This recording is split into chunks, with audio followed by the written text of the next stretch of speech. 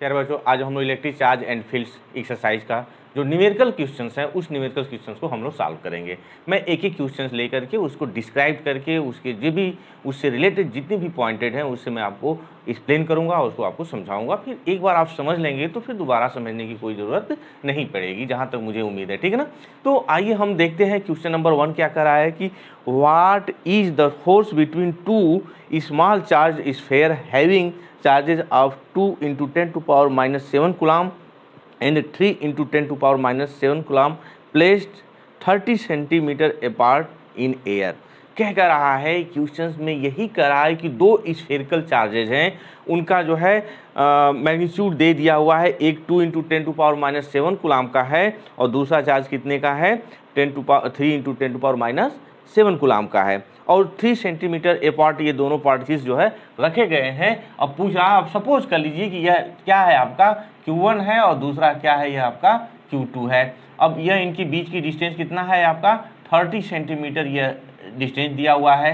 अब इस चार्ज की वैल्यू कितना है 2.0 into 10 to power minus 7 coulomb, यह 3.0 into 10 to power minus 7 coulomb है।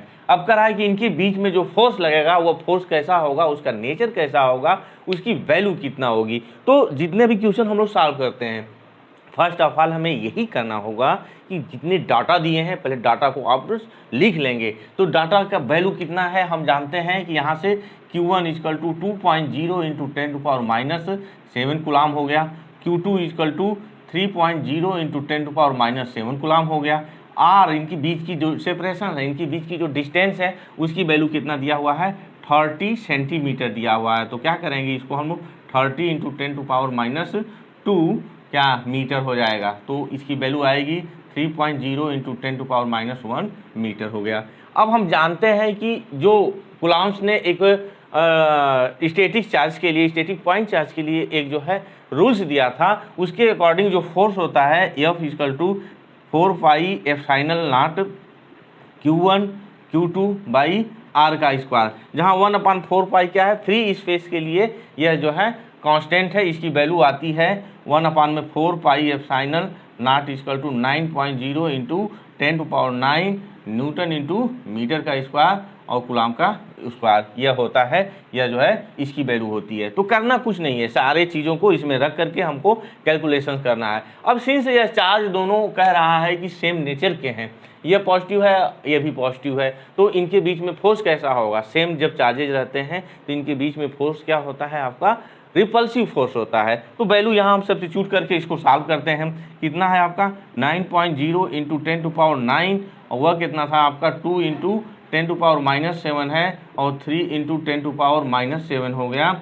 यहाँ से 3.0 इंटू 10 टू पावर माइनस 1 यह स्क्वायर हो गया। आफ्टर सोल्यूशन जब इसको आप सॉल्व करेंगे तो इसकी वैल्यू कितना आ जाएगी आफ्टर सोल्यूशन, यह वैल्यू हो जाएगी 6.0 10 टू पावर माइनस 3 न्यूटन। इतना फोर्स इनके बीच में लगेगा, ये रहा। अब चूंकि सेम चार्जेज हैं तो इसका नेचर क्या होगा, ये यहाँ से होगा आपका रिपल्सिव नेचर का फोर्स होगा, इन दोनों के बीच में क्या होगा रिपल्सन होगा। तो ये रहा क्वेश्चन नंबर 1। आइए हम देखते हैं क्वेश्चन नंबर 2 का कर रहा है कि the electrostatic force on a small sphere of charge 0.4 microcoulomb due to another small spherical charge -0.8 microcoulomb in air equal to 0.2 newton. अब पूछ कर रहा है इसमें कि what is the distance between the two spheres और दूसरा है what is the force on the second sphere due to the first.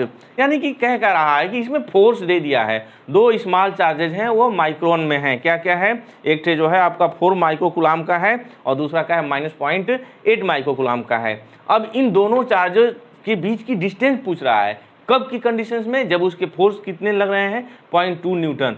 तो पहले हम इसको देखते हैं, इसको पहले फिगर के माध्यम से समझते हैं, उसके बाद जो है इसको हम लोग सॉल्व करेंगे। आइए हम क्वेश्चन नंबर 2 देखते हैं। क्या कह रहा है क्वेश्चन नंबर 2 में कि दो चार्जेज है, यह हो गया और दूसरा चार्ज यह हो गया। यहाँ से Q1 इक्वल टू 0.4 माइक्रोकुलाम क्या दिया है माइक्रोकुलाम दिया है और Q2 को कितना दिया है यह -0.8 माइक्रोकुलाम हो गया। अब इनके बीच की सेपरेशन डिस्टेंस पूछ रहा है और इनके बीच में जो फोर्स होगा, अब सिंस चार्ज क्या है अपोजिट नेचर के चार्जेस हैं, जब अपोजिट नेचर के चार्जेस होते हैं तो इनमें अट्रैक्टिव फोर्स रहता है। सपोज कर लीजिए यह A हो गया, यह क्या है B है, तो इसका जो फोर्स होगा F ए बी और इसका भी फोर्स क्या होगा आपका एफ बी ए होगा। ये दोनों एक दूसरे को अट्रैक्ट करेंगे क्योंकि एक पॉजिटिव है और एक निगेटिव है।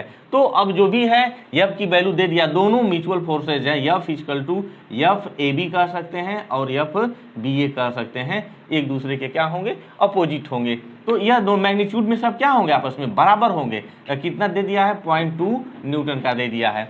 तो हम क्या करें इसको फार्मूले में रख करके हम और 1/4 पाई एप्सिलॉन नॉट की वैल्यू होती है 9.0 into 10⁹ newton into metre square coulomb का स्क्वायर। तो जो फोर्स ऑफ इलेक्ट्रोस्टैटिक फोर्स इनके बीच में लगेगा एफ की वैल्यू कितना होगी 1/4 पाई एप्सिलॉन नॉट Q1 और Q2 बाई आर स्क्वायर। पहला पार्ट हमको सॉल्व करना है इसके हिसाब से। तो सब वैल्यू रख दीजिए। यहाँ से आपका 0.2 न्यूटन है, यह कितना है 9.0 इंटू 10⁹। अब ये माइक्रो कूलाम में दिया हुआ तो इसको हम कूलाम में चेंज करेंगे तो 0.4 इंटू 10⁻⁻6 कूलाम हो जाएगा।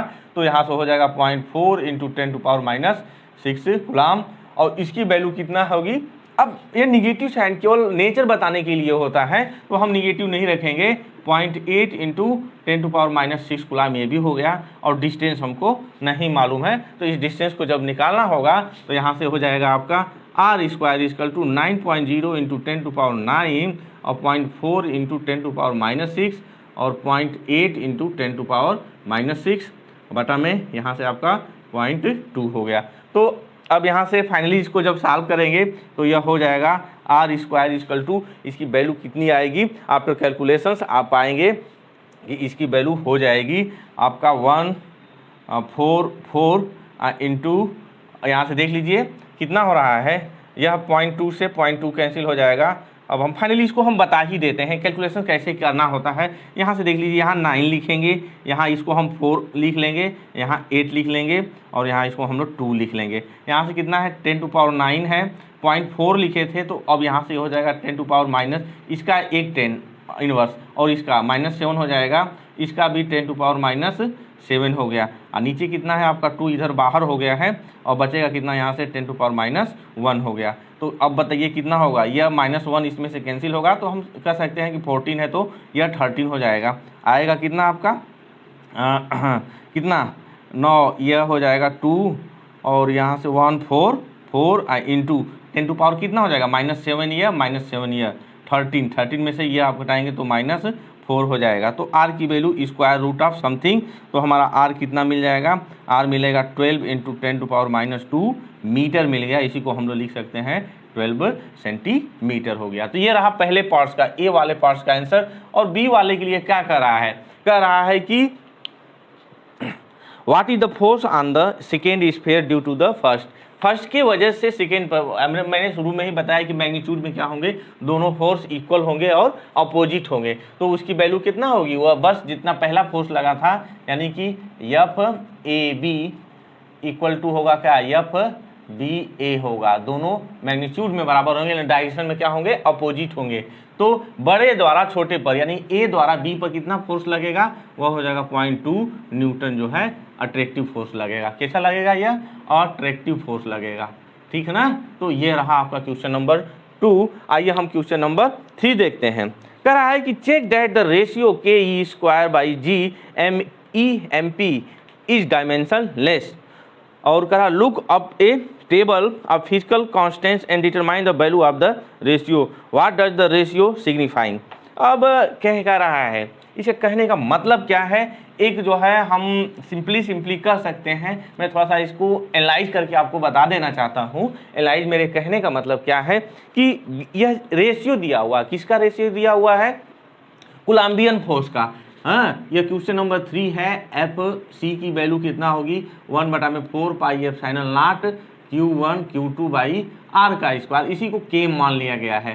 के इक्वल टू, अब सिंस यह क्या है आपका इलेक्ट्रॉन है और प्रोटॉन है तो चार्जेज दोनों पर क्या होते हैं, इलेक्ट्रॉन और प्रोटॉन पर दोनों पर चार्जेज सेम होते हैं। तो इसको E इंटू ई लिख सकते हैं by R square, same distance के लिए। तो यह कितना हो जाएगा K E square by R square हो गया। आपने पिछले क्लास में क्लास 10th में आपने वहाँ क्लास 10th में आपने पढ़ा था ग्रेविटेशनल फोर्स एफ जी कितना होता है कैपिटल जी एम। अब यहाँ m1 और m2 बाई सेम डिस्टेंस की मैं यहाँ बात कर रहा हूँ, ठीक है ना। तो यहाँ इलेक्ट्रॉन प्रोटॉन है, तो यहाँ से हो जाएगा G, यहाँ से mp और यहाँ से me और बटा में कितना आपका r²। इन्हीं दोनों का रेशियो है। रेशियो कहने का मतलब क्या है कि हम यहाँ से FC बटा में FG निकालेंगे तो क्या मिलेगा हमको, KE² कैपिटल G MP और ME मिलेगा। तो अब कह रहा है, इसी चीज को कह रहा है कि आपको शो करना है यह क्वांटिटी क्या है, आपका डायमेंशन लेस है। तो अब K की भी हमको यूनिट मालूम है, E की भी यूनिट मालूम है, G की यूनिट मालूम है, M की मालूम है, और इस सबकी यूनिट हमको यहाँ सिंबल के अकॉर्डिंग हम सबकी यूनिट निकाल लेंगे और इसी का देखेंगे कि यह क्या डायमेंशन लेस क्वांटिटी है कि नहीं है। तो इसको चेक करने के लिए आपको करना क्या है, K की यूनिट क्या होगी, K की यूनिट होगी, आप जानते हैं, मैं डायरेक्ट यही लिख रहा हूँ, आप इसको देख सकते हैं। K की यूनिट क्या होगी, यहाँ से 1/, में यही K है, इसकी यूनिट निकालना है। तो फोर्स का क्या कितना होता है, न्यूटन, और न्यूटन को हम लोग ऐसे ही रखते हैं। तो अब लिख लेते हैं, न्यूटन को लिखेंगे क्या हम, न्यूटन को किलोग्राम मीटर स्क्वायर प्रति सेकेंड स्क्वायर, चाहे वैसे ही रहने दीजिए, क्या दिक्कत है। यहाँ हम लिख लेंगे इसकी यूनिट ना, K की यूनिट, तो न्यूटन इंटू मीटर का स्क्वायर और यहाँ से कूलाम का स्क्वायर।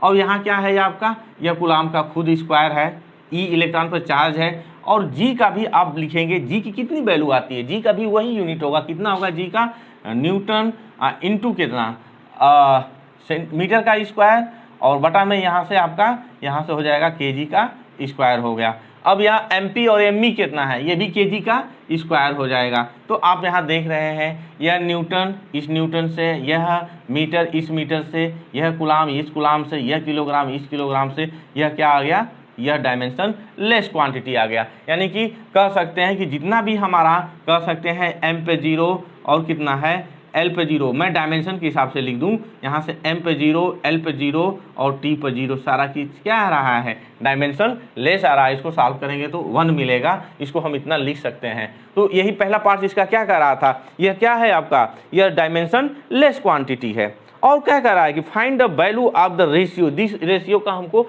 वैल्यू भी फाइंड करना है। तो पहला पार्ट आपको समझ में आ गया होगा कि यह क्या है, दोनों रेशियो, यानी कि KE² G MP ME क्या है, डायमेंशन लेस क्वांटिटी है। आपने इसको देख लिया, ठीक ना। आइए इसकी हम यूनिट इसका वैल्यू निकालते हैं। इसका वैल्यू कितना आएगा, तो करना कुछ नहीं है, इसका वैल्यू निकालने के लिए हम यहाँ क्या लिखे हैं, KE का square capital G MP into ME है। अब कुछ नहीं, जितनी वैल्यूज है सारा वैल्यू हम क्या करेंगे, यहाँ सब्स्टिट्यूट कर देंगे। तो इसकी वैल्यू सब्स्टिट्यूट करेंगे, 9.0 इंटू 10⁹, सिंस चार्ज है 1 दोनों पर सेम होता है, -19 कूलाम, इसका स्क्वायर, यहाँ से इसको निकलेंगे जी 6.67 इंटू 10⁻11 यूनिट्स, और मास ऑफ प्रोटॉन होता है 1.67 इंटू 10⁻27 और 9.1 इंटू 10⁻31 मास ऑफ इलेक्ट्रॉन है। आफ्टर सोल्यूशन इसको हम सॉल्व करेंगे तो आएगा कितना आपका, फाइनली आ जाएगा 2.4 इंटू 10⁻39 आ गया। यह चीज़ क्या है, अब हम देख रहे हैं यह क्या बता रहा है। इसका पूछा है ना कि क्या कहा है, what is does the ratio signify, यह रेशियो क्या बता रहा है। इस रेशियो से क्या क्लियर हो रहा है, इस रेशियो से यही क्लियर हो रहा है कि जो आपका इलेक्ट्रोस्टैटिक फोर्स है वह ग्रेविटेशनल फोर्स से बहुत ही स्ट्रांग होता है। यह नीचे कंपोनेंट आपके ग्रेविटेशनल सेम डिस्टेंस के लिए, यह ग्रेविटेशनल फोर्स के लिए है, ऊपर क्या है, इलेक्ट्रोस्टैटिक फोर्स के लिए है। तो इसका यही मतलब होता है, यह चीज़ क्या आ रहा है, पॉजिटिव आ रहा है, बहुत ज़्यादा आ रहा है। इसका मतलब यही है कि ग्रेविटेशनल फोर्स क्या होता है, इलेक्ट्रोस्टैटिक फोर्स से वीक होता है। चाहे उल्टा कहना चाहें तो हम कह सकते हैं कि इलेक्ट्रोस्टैटिक फोर्स क्या होता है, ग्रेविटेशनल फोर्स से स्ट्रांग होता है, ठीक है ना। आइए हम क्वेश्चन नंबर 4 देखते हैं। क्वेश्चन नंबर 4 क्या कर रहा है कि explain the meaning of the statement electric charge of body is quantize. इसका कहने का क्या मतलब है, आइए हम पहले क्वेश्चन नंबर 4 को देखते हैं। क्वेश्चन नंबर 4 का पहला पार्ट जो है, क्वेश्चन नंबर 4 का पहला पार्ट क्या कर रहा है कि जो चार्ज होता क्या है एक्चुअल में, हम जनरली यही चार्ज से मतलब लगाते हैं। जो हमारा माइक्रोस्कोपिक टर्म्स कह सकते हैं, बहुत ही सूक्ष्म कैलकुलेशंस के लिए क्या होता है कि इलेक्ट्रॉन चाहे प्रोटॉन चाहे न्यूट्रॉन जितने भी हैं, यह बहुत ही सूक्ष्मतम कण हैं किसी भी एटम्स के, ठीक है ना। तो इनकी हम एनालिसिस की बात करें, इलेक्ट्रॉन निकलना चार्ज होने से तात्पर्य क्या है, आप चार्ज से मतलब क्या समझते हैं? चार्ज से मतलब हम यही समझते हैं कि आइदर एक्सेस ऑफ इलेक्ट्रॉन, जो उसका ग्राउंड स्टेट होता है, जनरल कंडीशंस होती है, उस कंडीशन से अगर क्या है एक्सेस ऑफ इलेक्ट्रॉन होता है तो वो निगेटिव चार्ज होता है, लैक ऑफ इलेक्ट्रॉन होता है तो क्या होता है, पॉजिटिव चार्ज होता है। तो यहाँ अब नंबर ऑफ इलेक्ट्रॉन्स जो हमारा चार्ज Q है वह Ne होता है, E0, यहाँ E0 क्या फंडामेंटल जो है चार्ज ऑफ इलेक्ट्रॉन है, ठीक ना। अब n क्या होता है, एक इंटीग्रल मल्टीपल होता है, इंटीग्रल मतलब का 1 2 3 4 5 सो ऑन, इस तरह से, यानी कि यह जो है कभी भी n की वैल्यू ऐसे नहीं होगी फ्रैक्शन में 1/2 और जो है 3/2 चाहे -0.5 और इस तरह से इसकी वैल्यू कभी नहीं आती है। यानी इसका क्वांटाइजेशन का इसका मतलब यही है कि वह क्या होते हैं, एक इंटीग्रल मल्टीपल के रूप में किसी भी एटम में एक्सेस में होंगे, आइदर जो है लैक में होंगे, 2 इलेक्ट्रॉन 4 इलेक्ट्रॉन जितने भी होंगे एक इंटीग्रल मल्टीपल होते हैं। अब इसका सेकेंड पार्ट क्या कह रहा है, सेकेंड पार्ट इसका यही कह रहा है कि why can one ignore quantization of electric charge when dealing with the microscopic, that is large scale charges, large micro, हम जो ये भी बात किए थे यह माइक्रो चार्जेस के लिए है, बहुत ही कम जो माइन्यूट चार्ज होते हैं उसके लिए है। बट मैक्रो के केस में क्या होता है, चार्ज का अमाउंट बहुत बड़ा होता है, उस केस में जो होता है क्वांटाइजेशन हम नहीं देखते हैं, वह कोई भी फ्रैक्शन हो सकता है, सिंस इसकी वैल्यू बहुत ज़्यादा होती है। तो इस यहाँ चार्ज को देखने का नज़रिया क्या होता है, हमारा माइक्रोस्कोपिक में जो है, माइक्रोस्कोपिक में हम क्या करते हैं, यानी कि लार्ज अमाउंट ऑफ चार्ज होता है, अमाउंट ऑफ चार्ज के केस में हम लोग क्या करते हैं, वहाँ इसको हम कंटिन्यूअस, हमारा चार्ज क्या होगा, हमारा चार्ज होता है कंटिन्यूअस, उसको हम और इग्नोर कर देते हैं, ठीक ना। यह कंटिन्यूअस चार्ज के लिए माइक्रोस्कोपिक यानी लार्ज अमाउंट ऑफ जब चार्ज होता है तो चार्ज उस कंडीशंस में क्या होता है, कंटिन्यूअस होता है। इस कंडीशंस में यह फ्रैक्शंस को हम लोग क्या करते हैं, पॉइंट में चाहे जिस तरह के भी लिखना चाहे उसको उस तरह से हम लोग लिख सकते हैं। और लेकिन जब माइक्रो कंडीशंस में रहेगा चार्ज तो हम क्या करते हैं, उसको क्वांटाइज में के रूप में हम उसको लिखते हैं। आइए हम क्वेश्चन नंबर 5 देखते हैं। कह रहा है कि when a glass rod is rubbed with A silk cloth charges appear on the both, ठीक ना। क्वेश्चन नंबर यह 5 है, पहले हम इसको लिख दें, यहाँ पे क्वेश्चन लिखने में समय लगेगा इसलिए हम इसको ओरली आपको समझा दे रहे हैं, इसका मतलब क्या है। When a glass rod is rubbed with A silk cloth charges appear on both. A similar phenomenon is observed with many other pairs of the bodies. Explain how this observation is consistent with the law of conservation of charge, ठीक ना। देखिए कोई particle charge होना कई चीज़ों पर depend करता है, ठीक ना। और चार्ज होने का मतलब सीधे सीधे यही होता है कि excess of electron either lack of electron. अब यह एक्सेस ऑफ इलेक्ट्रॉन होने की भी कई कंडीशंस हैं। अगर एनर्जी किसी तरह से कोई भी एटम्स का आउटर सेल का इलेक्ट्रॉन एनर्जी किसी भी तरह से पा जाए तो वो क्या करता है, वह अपने आउटर क्लास को छोड़ करके आयनाइज हो जाता है। जब हमेशा के लिए निकल जाता है तो वो पॉजिटिवली चार्ज होता है। कभी और कंडीशंस और फिनोमेना के हिसाब से बाहर से इलेक्ट्रॉन उसके आउटर सेल में आ सकते हैं उसके जो है ऑक्टेन को पूरा करने के लिए, तब भी क्या होता है, जो ही एक्सेस में होते हैं तो वह निगेटिव चार्ज हो जाता है। बट ये जो केस कह रहा है बाई फ्रिक्शंस का कहने का मतलब क्या है कि किसी चीज़ को हम, जैसे हमारा रेशम है और हम उसको कांच या ग्लास से हम लोग रगड़ते हैं तो क्या होता है, क्या फिनोमेना स्टार्ट होता है, वह उसको मैं थोड़ा सा एक्सप्लेन करना चाहता हूँ। फाइनली हमको दिखाना है कि जिस तरह से एनर्जी कंजर्व होती है उसी तरह से हमारा कंजर्वेशन ऑफ चार्जेस भी होता है। तो क्या होगा, हम फ्रिक्शन करते हैं, फ्रिक्शन करेंगे तो एक फोर्स क्रिएट होगा, उस फोर्स के अगेंस्ट हमको वर्क डन करना पड़ेगा, वर्क डन हम जो ही करेंगे तो एनर्जी क्रिएट होगी। अब उसमें जो लाइटर पार्टिकल्स होता है, जो आउटर सेल का इलेक्ट्रॉन्स होता है, उस एनर्जी को गेन करता है और करेगा का एनर्जी गेन करके अब जो दूसरे पेयर्स ऑफ बॉडीज हैं जो इसको हम लोग फ्रिक्शन कर रहे हैं, जिसके एक दूसरे के साथ घर्षण कर रहे हैं, ये किसी एक बॉडी में चला जाता है और किसी एक बॉडी से चला जाता है। तो जिस बॉडी से निकलता है इट विल बी पॉजिटिव और जिस बॉडी में चला जाता है दैट विल बी निगेटिव, वो निगेटिव हो जाता है। फाइनली दोनों का अगर हम सम निकालें तो कंबाइंड स्टेट में क्या होता है, न्यूट्रल होता है। बट अलग अलग उसको हम देखें तो क्या हुआ, यहाँ से एनर्जी ले करके वहाँ एनर्जी गया है तो वहाँ निगेटिव है, यहाँ क्या हो रहा है, पॉजिटिव हो रहा है। तो अब क्या हुआ, एक जगह क्रिएशन ऑफ चार्ज है, दोनों जगह क्रिएशन ऑफ चार्ज है, एक जगह पॉजिटिव चार्ज है, एक जगह नेगेटिव चार्ज है, लेकिन फाइनल हम निकाल रहे हैं तो क्या हो रहा है, टोटल चार्ज क्या हो रहा है, 0 हो रहा है। तो इस प्रकार से हम लोग ये देख रहे हैं कि हमारा चार्ज फॉर्मेशन ऑफ चार्ज क्या है, law of conservation of charge, यानी कि किसको फॉलो कर रहा है, law of conservation of energy follow कर रहा है, उसकी वजह से यह क्या होता है, law of conservation of charge भी फॉलो करता है। ठीक है ना। आइए हम क्वेश्चन नंबर 6 देखते हैं। क्वेश्चन नंबर 6 क्या कर रहा है, इसको थोड़ा सा हम लोग पढ़ते हैं, उसके बाद जो इसका सोल्यूशन निकालते हैं। 6 क्या कर रहा है, 4 point charges QA 2 microcoulomb, QB -5 microcoulomb, QC 2 microcoulomb एवं QD -5 microcoulomb are located at the corner of a square ABCD of side 10 centimetre. What is the force on a charge of 1 microcoulomb place at the centre of the square.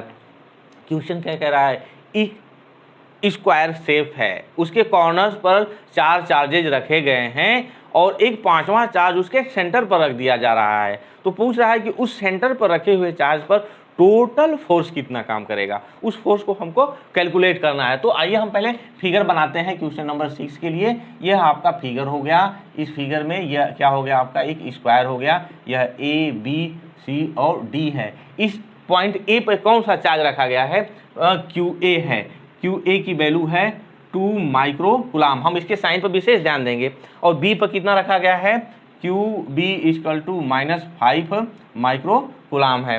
और इसी तरह से QC पर कितना रखा गया है, QC पर 2 माइक्रोकुलाम है और QD पर रखा गया है -5 माइक्रोकुलाम रखा गया है। ठीक ना। अब इसके डायगोनल जहां इंटरसेक्ट कर रहे हैं सेंटर, ये डायगोनल हो गया, इस डायगोनल पर एक हम 1 माइक्रोकुलाम का हम क्या रखे हैं, चार्ज रखे हैं। ठीक ना। अब इसी को पूछ रहा है कि इस पर टोटल फोर्स कितना लगेगा। ठीक है।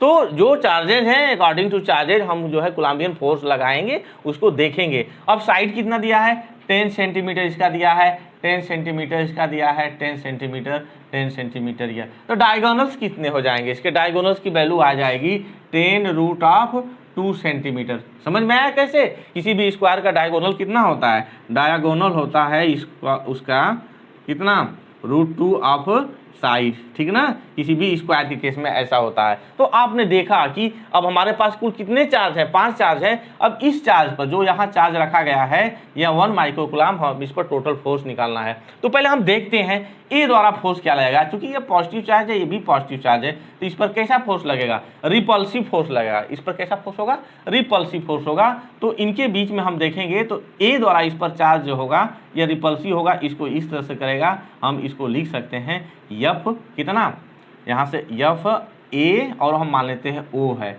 AO हो गया, इसकी डायरेक्शन यह हो गई। तो यहाँ से FAO जब आप निकालेंगे तो FAO कितना होगा, 1/4 पाई ये फाइनल नॉट। मैं चार्जेस को इसे ही लिख देता हूँ QA और अब इसको QO में लिख देता हूँ, और बटा में जो डिस्टेंस है आपका AO का स्क्वायर हो जाएगा। ठीक है ना। अब इसी तरह से इसके अपोजिट में इसको देखते हैं, ए भी पॉजिटिव है, ए भी पॉजिटिव है, इसके द्वारा फोर्स जो होगा FCO लगेगा। तो FCO की भी वैल्यू कितना हो जाएगी, 1/4 पाई ये फाइनल नॉट Q, अब C कर सकते हैं और QO कर सकते हैं और OC का स्क्वायर। अब यहाँ देखिए इन दोनों का क्या नेचर है, ये दोनों इक्वल एंड अपोजिट होंगे, मैग्नीट्यूड में दोनों बराबर होंगे और डायरेक्शन भी इसका क्या होगा, अपोजिट होगा, यानी कि FAO = FCO -CO कर सकते हैं यह दोनों, यानी कि जहां FAO और FCO निकालेंगे तो कितना हो जाएगा, दोनों का यह 0 हो जाएगा, 1 नंबर हो गया। इसी तरह से अब सिंस यह चार्ज निगेटिव है तो इस पर अब जो फोर्स लगेगा वह FOB हो जाएगा, इधर ये भी निगेटिव है तो यह FOD हो जाएगा। अब सिमिलरली अब दोनों एक दूसरे के क्या हो गए, अपोजिट हो गए। इसी तरह से इसको निकालेंगे FOB और प्लस FOD, ये भी क्या हो जाएगा, 0 हो जाएगा। अब सिंस हम जानते हैं कि यह क्या करता है, यह वेक्टर्स लॉ को फॉलो करता है, तो हमारे पास चारों जो फोर्स हैं सबको जोड़ेंगे, FAO, FBO और FCO और एफ डी ओ। अब देखें कितना इसकी वैल्यू आ रही है, तो यह दोनों यह और यह दोनों का जो सम क्या है 0 आ रहा है, यानी कि वह क्या होगा बैलेंस कंडीशंस में होगा, उस पर नेट फोर्स की वैल्यू कितना होगी summation of F equal to 0 होगा, वह क्या होगा संतुलित अवस्था में होगा, वह बैलेंस कंडीशंस में होगा। तो बच्चों ये रहा आपके लिए आज पहले आपके 6 क्वेश्चंस जिसको मैंने आपको एक्सप्लेन करके कायदे से समझाया, आपको समझ में आ गया होगा। अगर आपको समझ में आ गया है तो प्लीज़ एंड प्लीज़ मेरे चैनल को सब्सक्राइब करिए तथा बेल आइकन जरूर दबाइए। धन्यवाद।